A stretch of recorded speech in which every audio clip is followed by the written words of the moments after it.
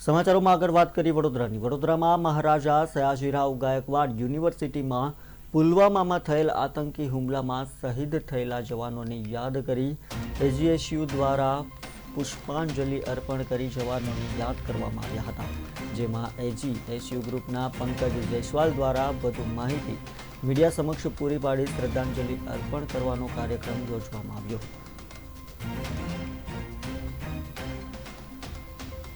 જે રીતે પુલવામા ડિસ્ટ્રિક્ટની અંદર જમ્મુ કાશ્મીર રાજ્યમાં પાકિસ્તાનના આતંકવાદીઓ દ્વારા આત્મઘાતી હુમલો કરવામાં આવ્યો હતો, તેના સંદર્ભમાં લગભગ 40 જેટલા જે જવાનો હતા તે વીરગતિને પ્રાપ્ત થયા હતા. તેની માટે 14મી ફેબ્રુઆરીના રોજે વેલેન્ટાઇન ડેની જે ઉજવણી સમગ્ર દેશ કરતું હોય છે અને વિશ્વ કરતું હોય છે, તો તેને અમે નકારીએ છીએ.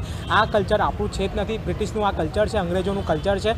સર્વપ્રથમ આપણા માટે રાષ્ટ્ર છે, દેશ છે, અને તેની સુરક્ષા માટે જે પણ જવાનો સરહદ ઉપર તૈનાત રહીને આપણને સુરક્ષા આપે છે, તો એમનું મનોબળ વધારવા માટે અને એમને સમર્થન આપવા માટે અમે લોકોએ આજરોજ બ્લેક ડે, કાળો દિવસ ઉજવ્યો છે. સાથે સાથે જે પણ જવાનો વીરગતિને પ્રાપ્ત થયા હતા 40 જેટલા, તે લોકોને ફેકલ્ટી ઓફ કોમર્સના વિદ્યાર્થીઓ તથા ઓલ ગુજરાત સ્ટુડન્ટ યુનિયન એજીએસયુના કાર્યકર્તાઓ